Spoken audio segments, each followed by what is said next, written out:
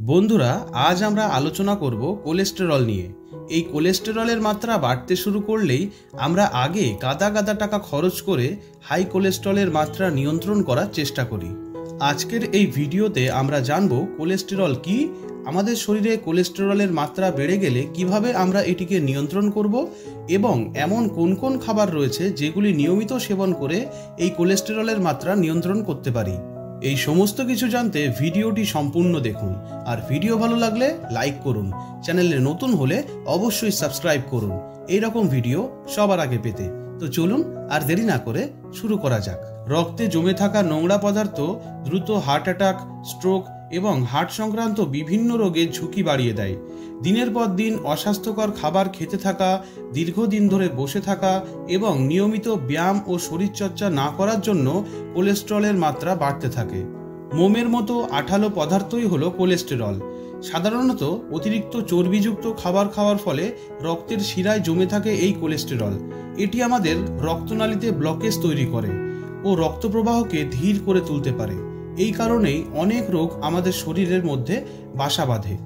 আসুন এবার জেনে নেওয়া যাক এমন কোন কোন খাবার রয়েছে যেগুলো নিয়মিত সেবন করলে কোলেস্টেরলের মাত্রা নিয়ন্ত্রণে থাকবে। ওটস। হাই কোলেস্টেরলের মাত্রা কমানোর জন্য সবচেয়ে সহজ উপায় হলো ওটস খাওয়া। সকালের জলখাবারের জায়গায় এক বাটি ওটস খেলে 1 থেকে 2 গ্রাম দ্রবণীয় ফাইবার পাওয়া যায়। এর সঙ্গে একটি করে কলা মিশিয়ে খেলে তা ফাইবারের পরিমাণ বাড়ায় ও শরীরের ময়লা পরিষ্কার করতে সাহায্য করে। বিটরুট। বিটরুটে রয়েছে ক্যারোটিনয়েড এবং ফ্লাভোনয়েড, যা এলডিএল অর্থাৎ খারাপ কোলেস্টেরলের মাত্রা কম করতে অনেক সাহায্য করে। নিয়মিত বিট খেতে পারলে এতে আমাদের রক্তে শর্করা ও উচ্চ রক্তচাপ নিয়ন্ত্রণে থাকে। এই জন্য আপনি এটি স্যালাড হিসাবেও খেতে পারেন অথবা এটির জুস বানিয়েও খেতে পারেন। হলুদ। হলুদ এমন একটি মশলা যা ধমনীর দেয়ালে জমে থাকা চর্বি গলিয়ে ফেলতে সাহায্য করে ও শিরায় জমে থাকা কোলেস্টেরল ভেঙে দেয়। এর জন্য হালকা গরম জলের মধ্যে হলুদ মিশিয়ে পান করতে পারেন, তাহলে আপনাদের কোলেস্টেরলের মাত্রা নিয়ন্ত্রণে থাকবে। মেথি বীজ। মেথি বীজে রয়েছে পটাশিয়াম, আয়রন, জিঙ্ক, ক্যালসিয়াম এবং অন্যান্য পুষ্টি উপাদান, যা শরীরে কোলেস্টেরলের শোষণকে কমিয়ে দেয়। এর জন্য 1 চা চামচ মেথি গুঁড়ো গরম জলের সাথে মিশিয়ে দিনে 2 বার খান আর নিজের কোলেস্টেরল কমান। মধু।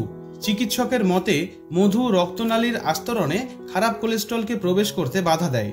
তাই আপনি যদি নিয়মিত 1 কাপ গরম জলের মধ্যে 1 চা চামচ মধু, লেবুর রস এবং কয়েক ফোঁটা অ্যাপেল সিডার ভিনিগার মিশিয়ে পান করতে পারেন, তাহলে এটি আপনার কোলেস্টেরল অনেকটাই নিয়ন্ত্রণে রাখবে। Green tea. গ্রিন টি আমাদের ওজন কমাতে সাহায্য করে। এছাড়া সাম্প্রতিক এক গবেষণায় জানা গেছে যে গ্রিন টির ভিতরে থাকা উপাদানগুলি খারাপ কোলেস্টেরলের মাত্রাও কম করতে সাহায্য করে। আপনাদের যদি গ্রিন টি স্বাদের জন্য খেতে কোনো অসুবিধা হয়, তাহলে এতে মিশিয়ে নিতে পারেন মধু। রসুন। রসুন অনেক রোগের চিকিৎসার জন্য ব্যবহার করা হয়ে থাকে।